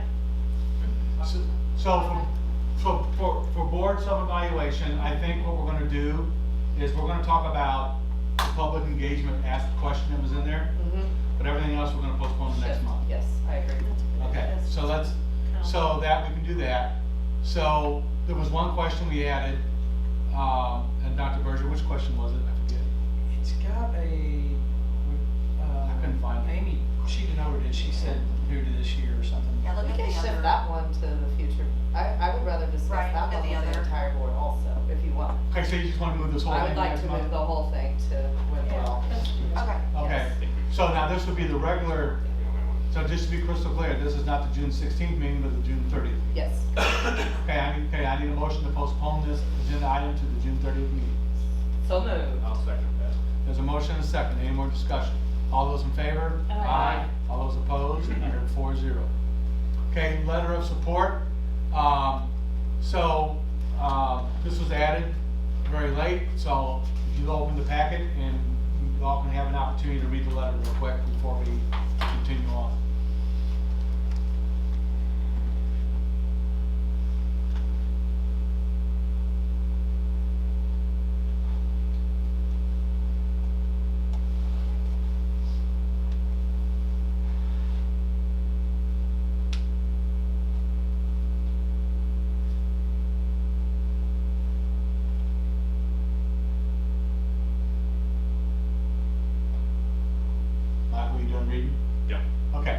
So, you know, so there's some opposition to the American Foods Group, and a group of concerned citizens is petitioning the Warren County Commission to deny the permit, because the planning and zoning, you know, put their stamp of approval on it, and so now, so what we've been asked to do by the Greater Warren County Economic Development Committee is to write a letter of support for the American Foods Group proposal. And I know, I think Heidi, you were gonna go to the meeting on the 22nd, 24th? 24. Yeah, so it's a show of support. So we, as a board, we just need a vote to approve this letter being sent to the county commission. I make a motion to send this letter. Second. All right, is this supposed to go to the county commission, or? Send it to Steve tomorrow. I think he's putting together a packet, that he's submitting to the commission as an artifact. Okay, because rather than send it to whom it may concern, would we want to say county commissioners? Sure. I mean, and then put their names in there, or whatever, I don't know, you figure that out. Yeah, we'll make that revision. Yeah, but it says, but basically, instead of putting it to whom it may concern, we would put the That's commissioner. fine. That's fine. Hey, there's a motion and second to approve the letter. Any more discussion? All those in favor? Aye. All those opposed? I heard 4-0. Okay, next agenda item. I think we're at consent. Does anybody want to pull anything out of consent?